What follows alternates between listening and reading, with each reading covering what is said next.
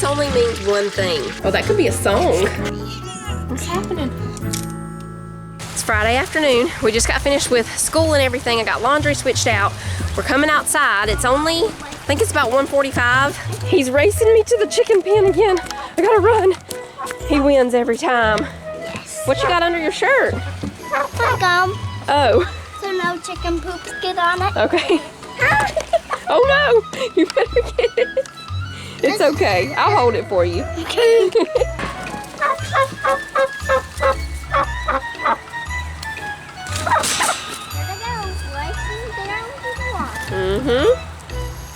Go get him, Miss Turkey. We have another speckled blue one. I'm so excited. I know it doesn't look very blue on camera, but when you compare it to the green, it definitely looks blue. Here's a pink. Pink speckleds are pretty too. And browns. Oh, pink's warm today. I'm gonna stay out here and let him play for a little bit before it starts raining. It's supposed to start at around 3 o'clock and rain all the rest of the evening, I think, and on into the night, which I'm kind of sad about because tomorrow I wanted to clear all that brush and stuff up around the chicken coop, but since it's gonna rain, it'll just be all soggy and yuck, so I wasn't gonna do it until spring break anyway, so I guess I'll just wait for that. Or maybe we'll have a bunch of pretty days next week and we can do it one afternoon because it doesn't get dark now until a little bit after 8 o'clock. I love that. You wanna swing? Yeah. Tyler's gonna beat you to it. He was just tricking you. That was a fast run. Yeah. I need to bring me a little chair out here on the chicken porch. I've still been looking for them a little rocking chair. I mean, of course, they wouldn't rock in it, but they would probably jump up in a little rocking chair and it would just be cute to decorate their porch. But I can't really put flowers or anything because they'll just destroy it. You would, Roosty. You certainly would. You too, ma'am. You too. They think I've got something because I came over here and sat down at their coop. I don't have anything.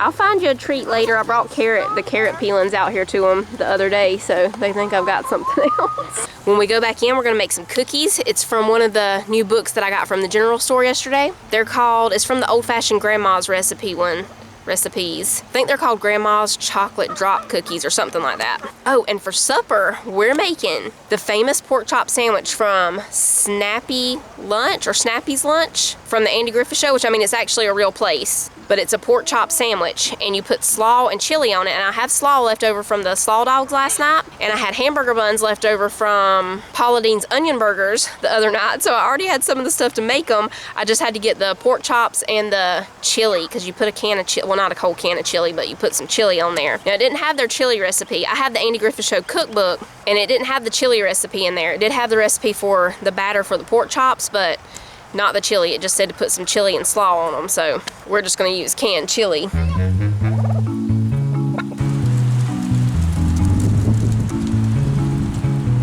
Grandma's chocolate drop cookies. Oh, thank you. Flour delivery. How many does this make? It doesn't tell us how many it makes. That's the way grandma recipes are. You don't know. It's a surprise. You're just gonna find out when you make it. This is the book that it's from, Grandma's Old-Fashioned Recipes. That's Grandma's house, her porch, rocking chairs on there, and a swing, a porch swing that squeaks. Rocking chairs creak. Oh, that could be a song. Grandma's rocking chair. Okay.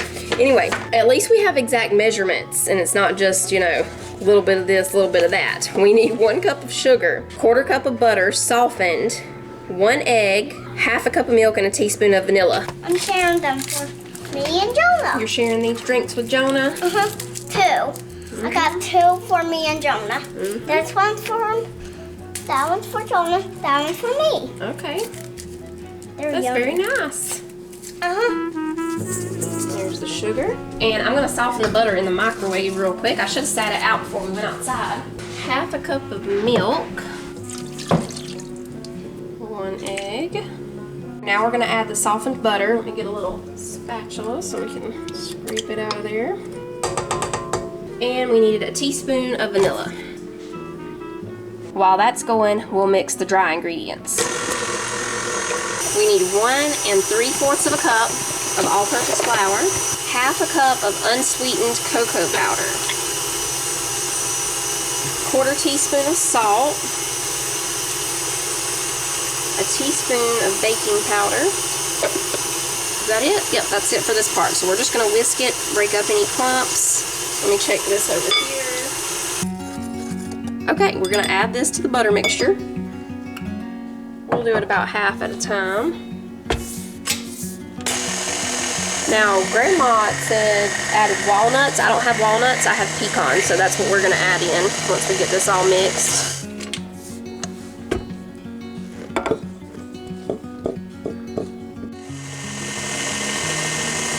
I'm just gonna add in the pecans, and some of these are kind of big they're already chopped, but some of them are a little bigger than I want them, so I'm gonna break them up a little bit. And I'm just gonna put about half a cup. Is this a recipe y'all made before? Grandma's chocolate drop cookies, or one kind of like it. Okay, we'll stir those in, and I'll get the cookie pan ready.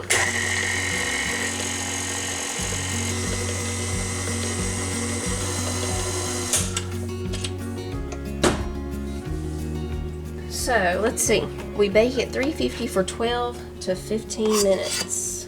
It's gonna make a lot of cookies, looks like. It smells really good, like a brownie.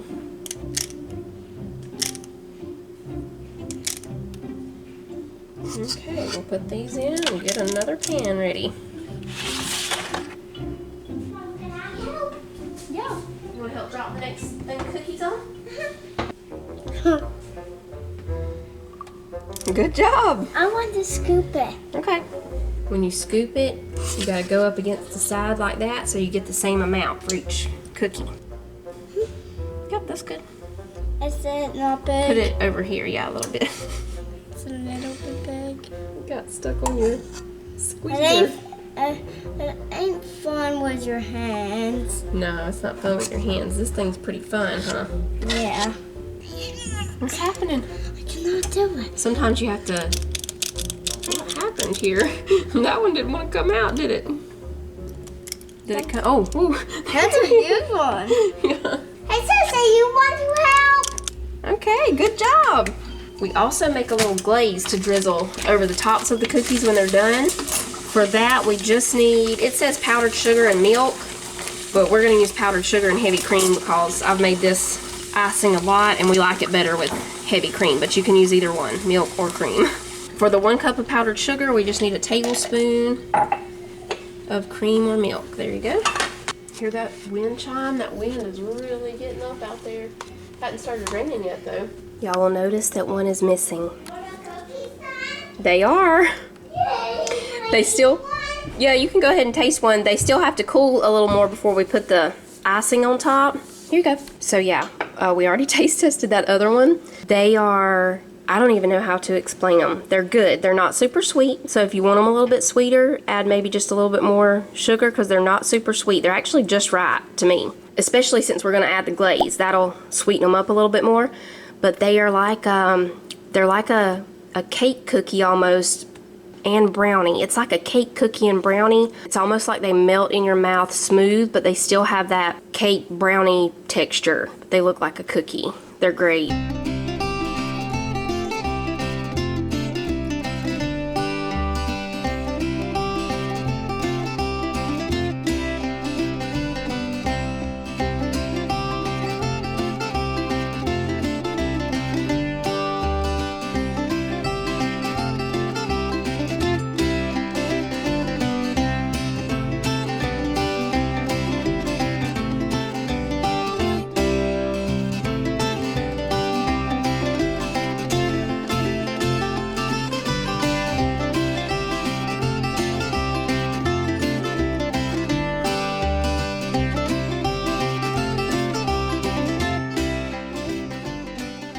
Right here on page 126 in Aunt Bee's Mayberry cookbook, we have the Snappy Lunch pork chop sandwich. The recipe for Snappy Lunch's famous pork chop sandwich, I looked it up by the way, they are still open, we totally need to go there. But it says this recipe for Snappy Lunch's famous pork chop sandwich has been a closely watched secret for decades, never before being published until now.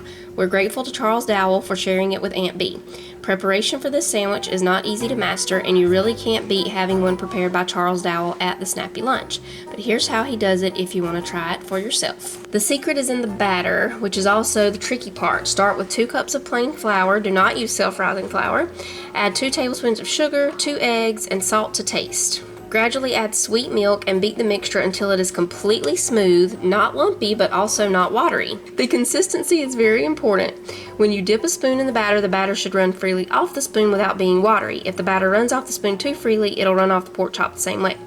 Get the grease in your skillet or griddle hot, but not too hot. That is, hot enough to cook the meat, but not so hot that the batter scorches. Dip the pork chops generously in the batter and then place it in the skillet. Don't rush it. Impatience will lead to brown batter and raw meat. Turn the chops occasionally. When the meat is cooked, the chop is ready to eat. At Snappy Lunch, the sandwiches are served on a steamed bun and topped with homemade chili, homemade slaw, onions, tomato, and mustard. Enjoy. All right, here we go. 2 cups of flour, 2 tablespoons of sugar, 2 eggs, and salt to taste. Has anybody ever made these before or actually had them at Snappy Lunch? Does anybody live there? That's what I want to know. Do you live there where you could go to Snappy Lunch every day? We got the eggs in there. Okay, now we're just going to start adding a little bit of milk at a time. Like he said, until it's thick but not too thick.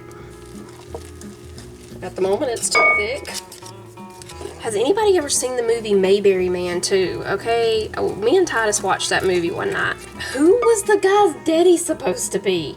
I mean, they never even said. And did they not have could they not get permission to say the Andy Griffith Show? Because they always just called it the show. They never said the Andy Griffith Show. Maybe they couldn't use Andy's name, but they never called it the Andy Griffith Show. They just called it the show, and you never find out who the man's daddy was. This batter smells really good. What they said they serve on the sandwich? Chili, slaw, onions, tomato, and mustard. Okay. Okay, let's see if it flows off the spoon. Oh yeah, I'd say we're there. It's not too watery, but it is freely flowing off the spoon. The oil is just about ready. I've just got it on medium. When we start cooking them, we'll turn it down a little bit, a little below medium.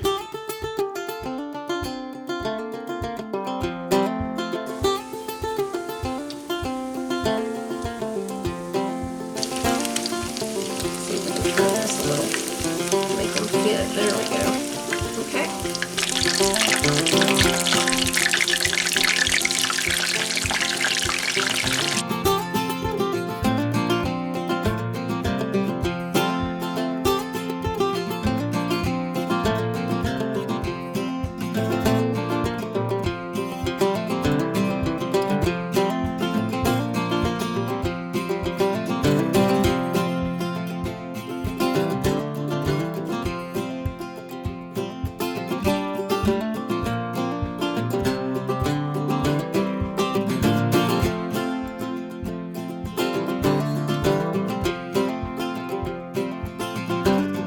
Okay, y'all, first of all, I gotta get a knife to cut this in half.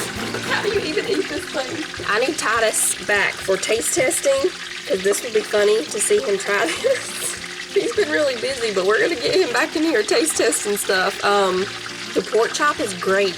The batter on there, the kids, Tyler's already tasting one and he's calling the extra because we have 8. You know, we have 1 extra. The chili is lacking, and it's because I didn't do a homemade chili. You know, I just used the can. This only means one thing. Stay tuned. A trip to Mount Airy, North Carolina is coming. It's coming. Maybe not soon because it's like 5 hours away or something, but it's coming. We're going to Snappy Lunch.